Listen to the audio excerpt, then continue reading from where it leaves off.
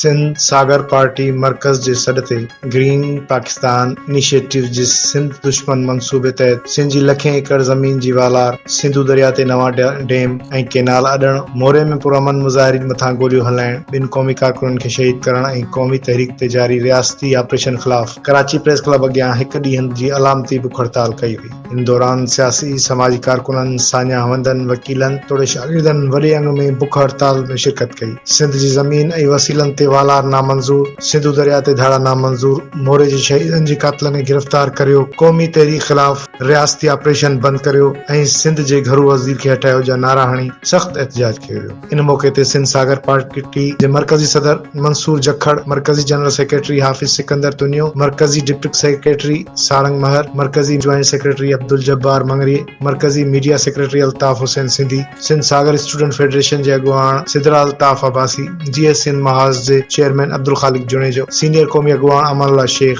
सिंध तरक्की पसंद पार्टी जे अॻुवाण एजाज सामचे, नामियारे लेखक ऐं सिंधीका अकेडमी जे चेयरमैन नूर अहमद सिंधी, सॻा अॻुवाण अशरफ अली खोहावड़, सीनियर क़ौमी कारकुन हुसैन अबड़े, नामियारे सहाफ़ी मंजूर शेख, सान्या वंदन, दर्शन सचदेव, मोहम्मद अली शहवाणी, मोहम्मद इस्माइल मेव, इरशाद पीरज़ादे ऐं ॿियनि सियासी समाजी अॻुवाणनि ऐं साॼा हवंदनि सिंध दुश्मन रथान ऐं सिंध में जारी रियासती ऑपरेशन खे रद्द करे उन ख़िलाफ़ सख़्त नारेबाज़ी कई। संदन चवणु हो त सिंध दुश्मन मंसूबनि खे असां कंहिं बि सूरत में क़बूल न कंदासीं ऐं इन ख़िलाफ़ असांजी एहतजाजी तहरीक जारी रहंदी।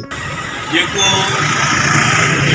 पाणीअ जे बारे में, कैनालनि जे बारे में उते मुआहिदो थियो उहो बि अणपूरो आहे, पर जिदोजहद बि का हिकु ॾींहं में आख़िरी मंज़िल ते न पुॼंदी आहे। जेतिरो थियो उहो सही थियो, पर कैनालनि जो मामिलो फार्मनि खां अलॻि करे ॾिसी नथो सघे। कैनाल हू छाजे लाइ था ठाहिनि? कैनाल हू इहो कारपोरेट फार्मिंग जे नाले में जेको ज़मीन ते कब्ज़ो थिए थो उन खे ई आबाद करण जे लाइ कनि था। पाणीअ जो मसइलो ज़मीन जे मसइले सां गॾियल आहे ऐं वरी उहा ज़मीन जॾहिं आबाद थींदी उन ते वरी ॿाहिरियां माण्हू आबाद थींदा। जेको सिलसिलो असां 100 साल खां ॾिसूं था, जॾहिं जमड़ाऊ ठहियो तॾहिं जी जेका सूरत हाल थी उहा असां ॾिठी आहे। जेके नवाबशाह खां तव्हां वञो त बिगड़ी ऐं ढोल ऐं जेके पूरा चक था तॾहिं खां सिलसिलो शुरू थियो। ऐं हाणे त जेका SISFC जे ज़रिए ज़मीन वठनि था उन में त इहो बि आहे त न रुॻो पाकिस्तान ते जेके पंजाब जा हुकुमरान आहिनि उन्हनि खे ज़मीनूं ॾिनियूं वेंदियूं, पर दुनिया जे मुख़्तलिफ़ कंपनियुनि खे, बैन अल-अक़वामी कंपनियुनि खे बि ॾिनियूं वेंदियूं जिन खां हिननि कर्ज़ वरिता आहिनि। छो त हाणे त ही मुल्क हले ख़ैरात ते थो न। पहिरीं दहशतगर्द पैदा करण ते पैसा मिलिया, 20 साल उन ते कमु हलियो, वरी दहशतगर्द ख़तमु करण ते पैसा मिलिया, वरी 20 साल उन ते थियो। हाणे उहा सूरत हाल कान्हे का, त हाणे पैसा किथां अचनि?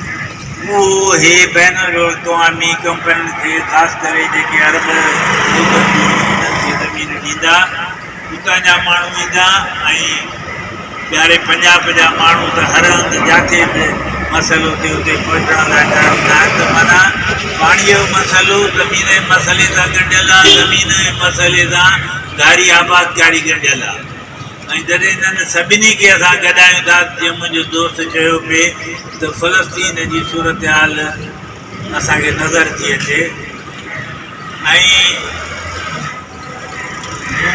2013 में मज़मून लिखियो, जॾहिं बहरिया जो सिलसिलो शुरू थियो त हू मज़मून लिखियो जेको पहिरीं अंग्रेज़ी अख़बार लाहौर